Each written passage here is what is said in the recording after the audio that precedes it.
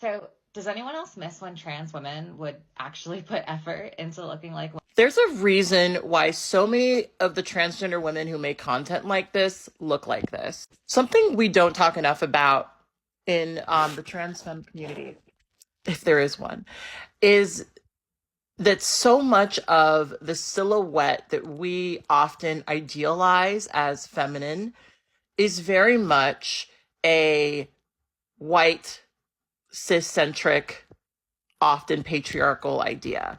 And for some transgender women, that ideal is more attainable than others, right? I'm wearing my natural hair. My hair doesn't look great today. And I'm not wearing makeup.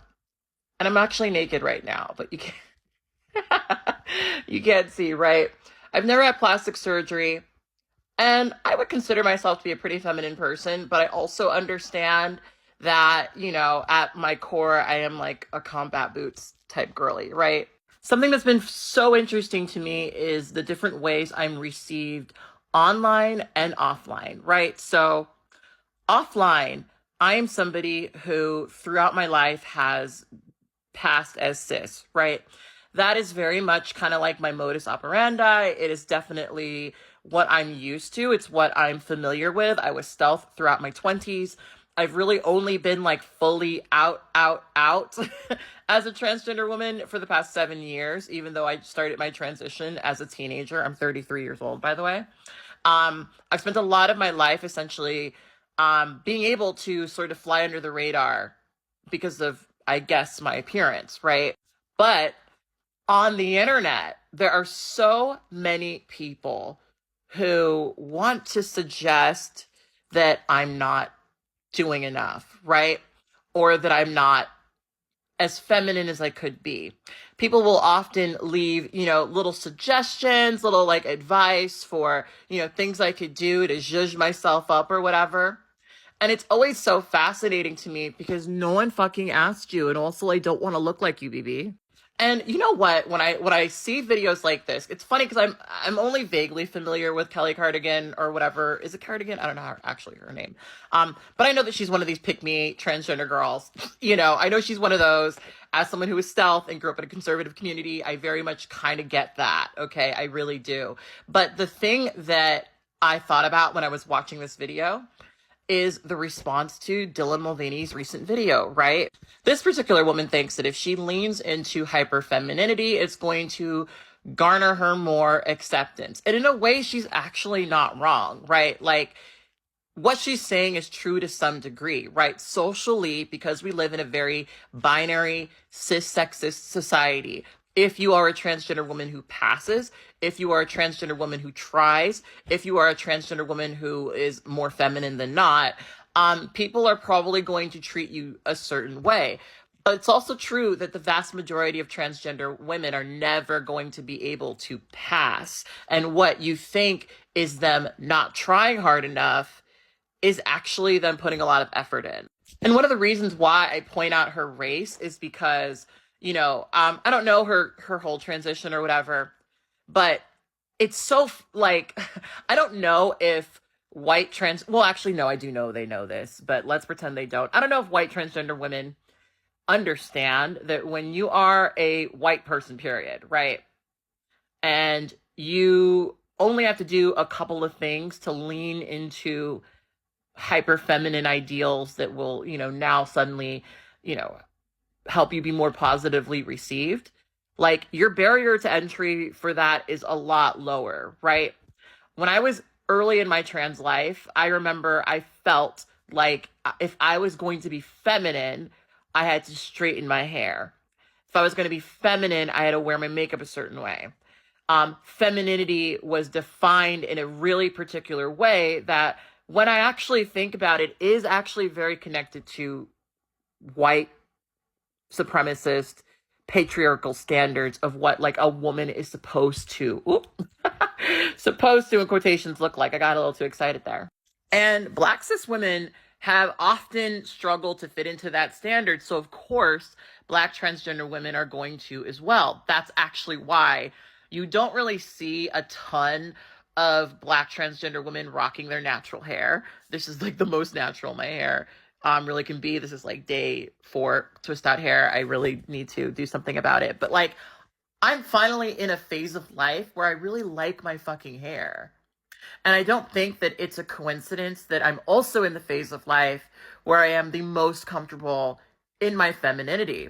And I brought up the Dylan Mulvaney video because so many cis women watch that video and see her embracing hyper feminine ideals, and they say she's, making a mockery of women. She's making a mockery of girlhood. So that should tell you that no matter how much you embrace hyper femininity as a transgender woman, people aren't going to accept you. In fact, they're going to look at you doing the same exact thing a cis person is doing and say, oh my God, you are just appropriating a woman's experience, despite the fact that both cis and trans women can make like mindless patriarchy and, informed pop music, right?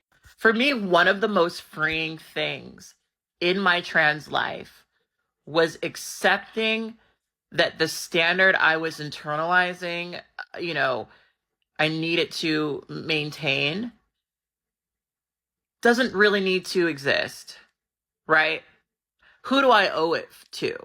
Who do I owe a full face of makeup to? Who do I owe a push-up bra to? Who do I owe this constant feminine performance to? And I think that for some transgender women, they're so wrapped up in the performance aspect of their gender that they haven't really sat with the mental aspect of their gender, right? You're going to feel a lot happier with yourself when you get to the point where you accept that you don't need to participate in these things. You really don't. You truly don't. You don't need to put yourself together a certain way. Period. But if you do put yourself together a certain way, it should be because that's what you want to do for yourself. It's so funny thinking about like when I was, in my 20s and I was stealth and I was really deeply paranoid. I would spend so much time putting myself together to do something simple.